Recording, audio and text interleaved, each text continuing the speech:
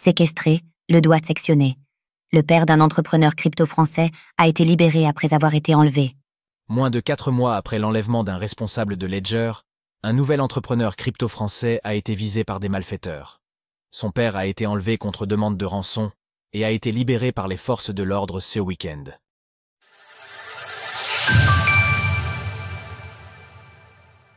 Le père d'un entrepreneur crypto français enlevé avec demande de rançon.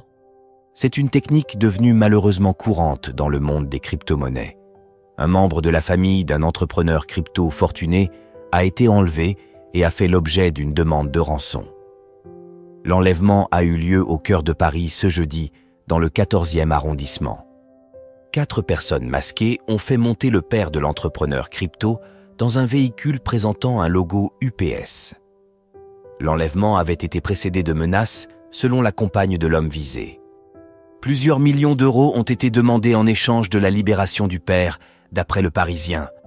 Les malfaiteurs auraient réclamé entre 5 à 7 millions d'euros sous forme de virement en échange de sa libération.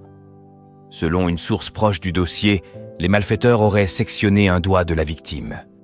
La traque des kidnappeurs a été prise en charge par la Brigade de répression du banditisme, BRB, en coordination avec la Brigade de recherche et d'intervention, BRI.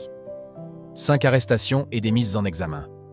La source citée par le Parisien indique que l'appartement dans lequel la victime avait été retrouvée était calfeutré, probablement afin de réaliser des vidéos mettant en scène la victime. Les forces de l'ordre ont pu libérer le père de l'entrepreneur crypto autour de 21 h samedi dernier. La police judiciaire a interpellé 4 suspects âgés respectivement de 20, 23, 26 et 27 ans à proximité des lieux. Un dernier, âgé de 26 ans, a été arrêté au volant d'un véhicule probablement lié aux malfaiteurs.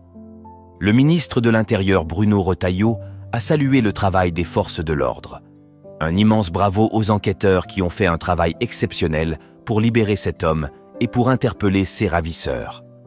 La police a ouvert une enquête pour arrestation, enlèvement, séquestration et détention arbitraire avec torture ou acte de barbarie, extorsion avec armes, le tout en bande organisée et participation à une association de malfaiteurs criminels.